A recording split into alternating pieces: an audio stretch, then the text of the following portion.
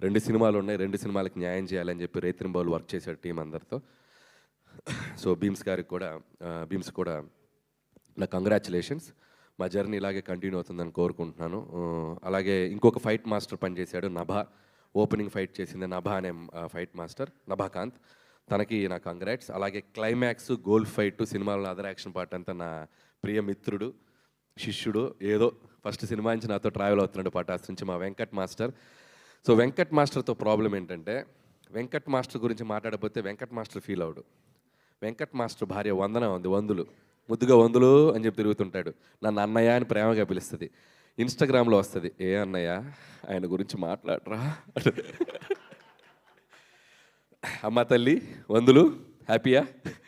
So మీ ఆయన గురించి మాట్లాడాను. All the best Venkat. So ఇంకొక కోరిక ఉంది ఆవిడకి, ఆవిడ చిరంజీవి గారి ఫ్యాను. ఒక్కరోజన్న సెట్కి పిలిచి ఒక ఫోటో దించలేదని అడిగింది. ఫోటో కూడా కన్ఫర్మ్ త్వరలో. సో వెంకట్ మాస్టర్ గారికి సారీ చెప్తున్నాను. అలాగే ఇక రైటింగ్ టీం ఈరోజు ముగ్గురే మాట్లాడారు.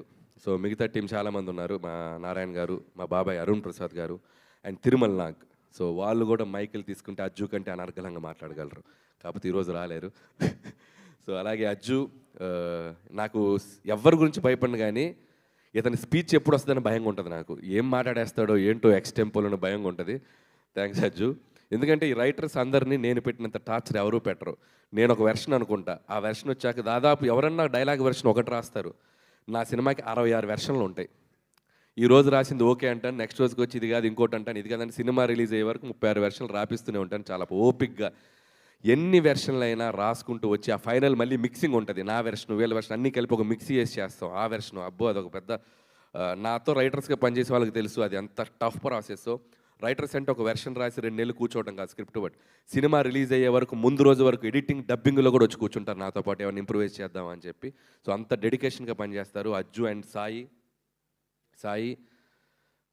అండ్ ప్రదీప్ కూడా. అండ్ సాయి గురించి స్పెషల్గా చెప్పాలి. నేనేంటంటే సినిమా తీశాక ఒక 1 వీక్ ముందు కాన్ఫిడెన్స్ అంతా వెళ్ళిపోద్ది నాకు. ఏమవుద్ది సినిమా అని చెప్పి పరీక్ష రాసి ఎగ్జామ్ స్టూడెంట్ లాగా అయిపోతా. ఇది తీసేద్దామా అది తీసేద్దామని మా ఎడిటర్ తమ్మిరాజు గారు బుర్ర తింటుంటే నా వెనక ఒకడు కాన్ఫిడెంట్గా తిరుగుతుంటాడు. అగా ఎందుకు తీస్తావు అదే లే అన్నాడు. ఒకడే కమాండ్ చేసేది మా వాడు సాయి.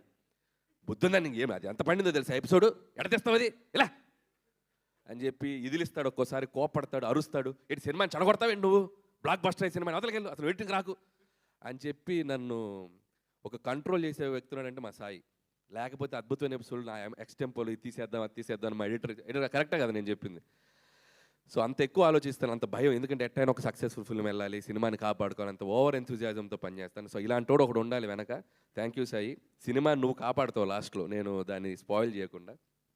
అలాగే మా తమ్మిరాజు గారు ఎడిటర్, పాపం ఇతను కూడా ఇంత రైటర్స్ లాగే ఒక 6-7 వెర్షన్లు కూర్చోబెట్టి కట్ చేపిస్తూ ఉంటాను. ఆయన చాలా ఓపికగా సినిమా ఎంతవరకు పనిచేస్తారు. థ్యాంక్ యూ తమ్మిరాజు గారు. నా ఫస్ట్ ఫిలిం నుంచి నాకు ఒక ఫ్యామిలీ మెంబర్ లాగా, ఒక బ్రదర్ లాగా నాతో పాటు పర్ఫెక్ట్గా ట్రావెల్ చేస్తాను. అలాగే మిగతా టీం అందరికీ పనిచేస్తూ ప్రతి ఒక్కరిని మిగతా వాళ్ళని ఏదైనా కవర్ చేస్తుంటే సక్సెస్ ఈవెంట్లో కవర్ చేస్తాను. ఇక్కడ ఇంకొక 2 వ్యక్తుల గురించి స్పెషల్గా మాట్లాడి చిన్న ఫినిషింగ్ పని చేద్దాం.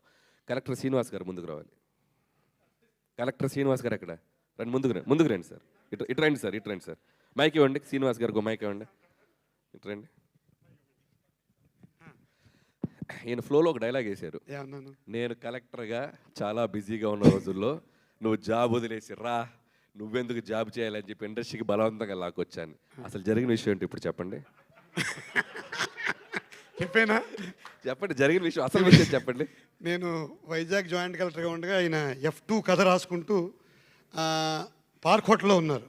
జిమ్ చేస్తుంటే మా జిమ్ ట్రైనర్ చెప్పారు, ఆయన తెలుసా అంటే అనిల్ రావుపూడి గారని చెప్పాడు ఆయన. నేను కూడా సార్ చూసుకుని ఆ రోజు ఇంటికి వెళ్ళి రాత్రి రాజాసాబ్ సినిమా చూసి పొద్దున్నే, అప్పుడు రాజాసాబ్ సినిమా చూశాను ఆయన తీసింది. Sorry Raja the great cinema చూసేసి అనిల్ గారి దగ్గర పొద్దున్నే వెళ్ళి వైజాగ్ జాయింట్ కలెక్టర్ గారు మిమ్మల్ని కలుస్తారంటే లోపలికి వెళ్ళాను. ఓ షాలు ఒకటి కప్పాను. అప్పట్లో చంద్రబాబు నాయుడు గారికి ప్రోటోకాల్ ఆఫీసర్గా ఉండేవాడిని. మా దగ్గర పెద్ద పెద్ద కాస్ట్లీ బుద్ధుడి బొమ్మలు అవి ఉండేవి.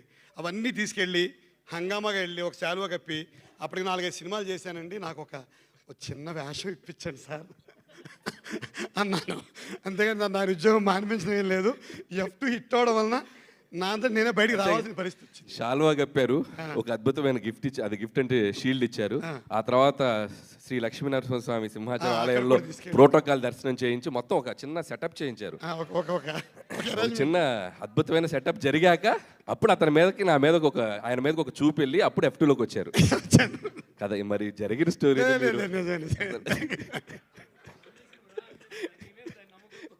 వచ్చాను అంటే 7 సినిమాలు ఇచ్చారు కాబట్టి ఆ కృతజ్ఞత జోక్స్ పార్ట్ ఒక చిన్న మీకు కంటెంట్ దొరికింది దీనివల్ల.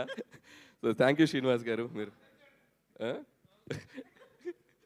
సో అలాగే చైల్డ్ ఆర్టిస్ట్ అందరూ చేశారు, ఇంకా సినిమాలు చాలామంది ఆర్టిస్ట్ అందరూ చేశారు. వాళ్ళు మిగతా వాళ్ళు రాని వాళ్ళు కూడా సక్సెస్ ఈవెంట్లో వచ్చి వాళ్ళు ఈ స్టేజ్ షేర్ చేసుకుని వాళ్ళ అభిప్రాయాలు చెప్తారు. అండ్ ఇంకొక వ్యక్తి మన శ్రీనివాస్ రెడ్డి, ఆనంద్ నా మంచి ఫ్రెండ్స్. సో అభినయ్, సో కొత్తగా క్యాథరిన్ గురించి చెప్పాలి. బీయింగ్ ఏ హీరోయిన్గా చేస్తూ కూడా ఈ సినిమాలో జ్వాల అనే పేరు పెట్టాక, ఎందుకంటే జ్వాల అంటే చంటబ్బాయిలో సుహాసిని గారు చేసిన పాత్ర. సో అది అందరికీ గుర్తు రావాలని ఒక హీరోయిన్గా చేస్తే ఎవరైనా బాగుంటుందని చెప్పి నేను క్యాథరిన్ అడిగాను. పాపం క్యాథరిన్ ఏమాత్రం ఆలోచించకుండా చిరంజీవి గారి పక్కన మంచిగా త్రూ అవుట్ ఒక టీంలో రోల్ కదండి, నేను చేస్తానని చెప్పి ఆ అమ్మాయి అక్కడక్కడ కొద్దిగా డైలాగులు ఉన్నా లేకపోయినా సినిమా అంతా చాలా అద్భుతంగా చేసింది. అలాగే వెంకటేష్ గారితో చివరిలో అమ్మాయిని కలిపాం కాబట్టి ఒక హీరోయిన్ ఉంటే బాగుంటుందని చెప్పి మేము చెప్పినందుకు Catherine thank you so much ఈ పాత్రను యాక్సెప్ట్ చేసినందుకు.